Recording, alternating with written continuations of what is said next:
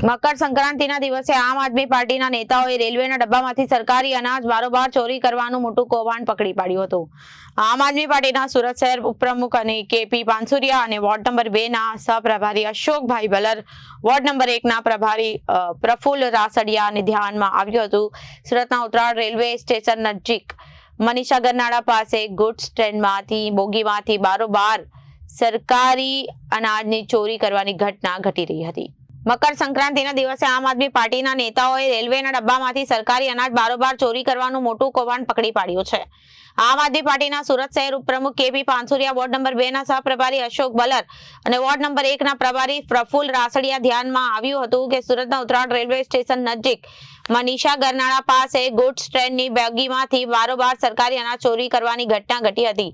જે બાબતે તેમણે આમ આદમી પાર્ટી સુરત લોકસભા ઇન્ચાર્જ રજનીકાંત વાઘાણીનો સંપર્ક કરતા તમામ ઘટના સ્થળે પહોંચ્યા હતા અને સ્થળ પર જઈને જોતામાં માલુમ પડ્યું હતું કે ગુડ્સ ટ્રેનના લગભગ દરેક ડબ્બા વ્યવસ્થિત સીલ મારેલું હતું ને પુરવઠા વિભાગનો સિક્કો પણ છે। આજે પણ ડબ્બામાંથી ચોરી થયાનું ધ્યાનમાં આવ્યું। ત્યાં સીલ પર સૂતળીની દોરીથી મારેલું હતું, એટલે મતલબ કે સુનિયોજિત રીતે સીલ આસાનીથી તોડી શકાય અને ચોરીની ઘટનાને અંજામ આપી શકાય તે રીતનું હતું। ડબ્બાની બાજુમાં નીચેની જગ્યાએ ખોદેલા ખાડામાં આશરે 15 થી 20 અનાજની બોરીઓ નાખેલી હતી અને બિનવારસી હાલતમાં પડેલી હતી। નિયત કરેલી ફિક્સ જગ્યા પર ટ્રેન રોકવામાં આવી હતી અને ડબ્બામાંથી ચોખા અને અનાજની બોરીઓ નીચે ખાડામાં ફેંકવામાં આવતી હોવાનું સ્પષ્ટ દેખાયું હતું, જેને સુનિયોજિત અનાજ ચોરીનું કાવતરું રહી શકાય છે। આ બાબતે આમ આદમી પાર્ટી સુરત લોકસભા ઇન્ચાર્જ રજનીકાંત વાઘાણીએ જણાવ્યું કે ગરીબોના મુખનું અનાજ લૂંટવાની એક ગંભીર ઘટના મનીષા ગરનાળા પાસે આવેલા રેલવે ટ્રક નજીક પ્રકાશમાં આવી। અજાણ્યા વ્યક્તિઓ દ્વારા રેલવે ટ્રક પાસે આશરે 15 થી 20 બોરા જેટલું અનાજ ગેરકાયદેસર રીતે અનાજ ઉતારવામાં આવ્યું હતું। પ્રાથમિક તપાસમાં સમગ્ર ઘટનામાં મોટા માફિયાઓની સંડોવણી હોવાની શક્યતા દેખાઈ રહી છે। તેમજ આ પ્રકારની ગેરરીતિ ઘણા વર્ષોથી ચાલતી હોવાની શંકા છે। કેપી પાનસુરિયા, અશોક ભલ્લર અને પ્રફુલ્લ રાસડિયા જેવા જાગૃત નાગરિકોની સતર્કતાને કારણે ગરીબોના હકનું અનાજ માફિયાઓ પાસેથી પકડી પાડવામાં આવ્યું છે અને તરત જ રેલવે પોલીસને જાણ કરવામાં આવી હતી। હાલ રેલવે પોલીસ દ્વારા સ્થળ પર પહોંચી યોગ્ય કાર્યવાહી હાથ ધરવામાં આવી છે। આ સામેની સોસાયટી એટલે કે સુરત શહેરમાં ઉત્તરાણ રેલવે સ્ટેશનનો જે વિસ્તાર છે કે ઉત્તરાણ રેલવે સ્ટેશનથી બરાબર નજીકમાં સામે જે સોસાયટી છે રેસિડન્ટ સોસાયટી, એમાં રહેતા લોકો આજે ઉત્તરાયણના દિવસે એમના ધાબા ઉપર પતંગ ચગાવતા હતા ફેમિલી સાથે। તો કોઈકનું ધ્યાન પડ્યું કે આજે ટ્રેન ઊભી છે, ટ્રેનમાં કોઈ દરવાજો તોડે છે, સીલ ખોલે છે અને એમાંથી માલ લે છે।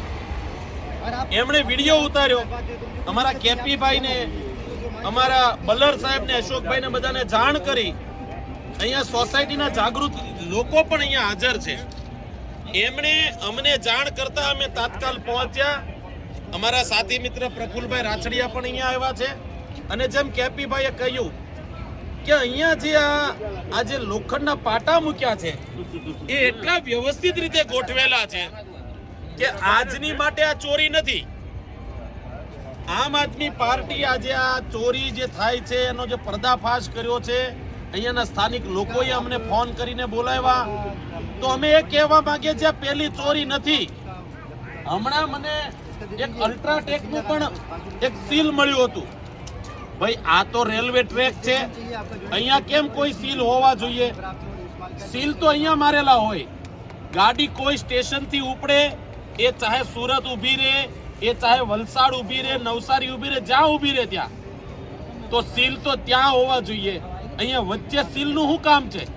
પણ જે દરવાજા ઉપર સીલ મારેલા હોય એ સીલને કાપી નાખવામાં આવે અને આવી રીતે અનાજ બારોબાર ચોરી કરી લેવામાં આવે। તો મારું એ કહેવાનું છે કે શું આ સીલ તૂટી જાય છે અથવા તો સીલ હલકા હોય તો એ શું સરકારના માણસોને ન ખબર હોય? સરકારના માણસને બધી ખબર છે, પોલીસના લોકોને ખબર છે, ટ્રેનના ગાર્ડને ખબર છે, ટ્રેનના ડ્રાઈવરને ખબર છે।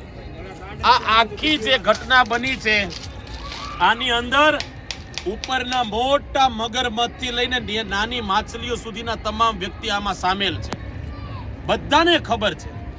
એટલે મારી આ વિડીયો જોનારા તમામ મિત્રોને વિનંતી છે કે આ જે તમારા અને મારા નસીબમાં જે રાશનનું અનાજ છે, આ અનાજ છે ચોખા, આ ગરીબોના પેટમાં જવા જોઈએ। આ માફિયાઓ આ અનાજ બારોબાર વેચી અને બંગલા બનાવે છે. ભાજપના લોકો મોટા હાથી જેવા થઈ ગયા, પાડા જેવા થયા છે. જાગો મિત્રો, એ મારી વિનંતી છે.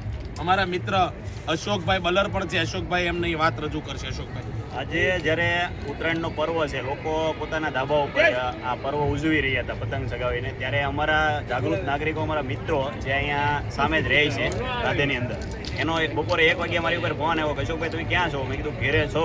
એ કે સામે રેલવે ગાડી જે માલગાડી આવી છે તેની અંદરથી ચોખાના કટ્ટા 15 ચોખાના કટ્ટા અમે ભાળીએ એમ બહાર ફગાવે છે. અમે વિડીયો ઉતાર્યો છે. એટલે મેં એને કીધું કાંઈ નહીં, તમે વિડીયો ઉતારી લીધો છે, તમે ફટાફટ ત્યાં સ્થળ ઉપર જાઓ અને ગાડી ઊભી રહે અથવા ન ઊભી રહે તો તમે રોકો એને. અને ત્યાં અમે આવીએ છીએ. એટલે મેં ત્યાં તરત ત્યાંથી નીકળી અને અમારા પાર્ટીના દરેક મિત્રો રજનીભાઈ વાઘાણી, કેપીભાઈ પાનસુરિયા, બબુલભાઈ, આ બધાને કોન્ટેક્ટ કરી અને બોલાવ્યા અને અહીંયા આવી અને પોલીસને પણ ફોન કર્યો. ત્યારે પોલીસે એવો જે જવાબ આપ્યો ને એ પણ સાંભળીને આપણને એમ થાય કે આ લોકો આપણી સેવા માટે છે કે આ લોકો જે લૂંટનારાઓ છે એની સેવા કરે છે. કારણ કે 139માં જ્યારે રેલવેને ફોન કર્યો એના જાગૃત નાગરિકોએ, તો જે આરપીએફના પોલીસ આવ્યા એણે એવું કીધું કે ભાઈ તમારે 139માં ક્યાં માટે ફોન કરવાનો હતો? તમારે મને કહેવાનું હતું ભાઈ, તમને ફોન કરીને જાણકારી આપીએ છીએ કે જેથી કરીને તમે સ્થળ ઉપર આવો અને આને પકડો. પરંતુ એણે એવું કીધું કે સ્ટેશને આવો તમે. તો જો સ્ટેશને એ લોકો જાય તો એની પહેલાં તો અહીંથી આ લોકો લઈને વયા જાય. એને કારણે આ જાગૃત નાગરિકોને કારણે આજે આ 15 કટ્ટા અહીંયા પકડાણા છે. અને અહીંયા આ પહેલી વખત નથી, અવારનવાર આ ઘટનાઓ અહીંયા ઘટે છે. કારણ કે અહીંયા આગળના ચોખા પણ પીડ્યા છે. તો આ વિડીયો આપણા ગૃહમંત્રી સુધી પહોંચાડો કે જે અમથાક એમ કહે છે કે આપણે ગરીબોને ન્યાય આપીએ છીએ. તો આ ગરીબોનું જ અનાજ છે, એને મળવા પાત્ર હતું એ અત્યારે ક્યાંક આવડા અનાજ માફિયાઓ લઈ જાય છે. એટલે આવો કૌભાંડ બંધ થાય અને ગરીબોને પૂરેપૂરું અનાજ મળી રહે. અને અત્યારે 3 વાગ્યા છે, 1 વાગ્યાની ઘટના ઘટી છે, હજી પણ કોસંબાથી પોલીસ અહીંયા પહોંચી નથી. 2 કલાક થવા છતાં પણ. તો આ કઈ રીતની સુરક્ષામાં છે આપણા? એક સવાલ છે. Bureau report.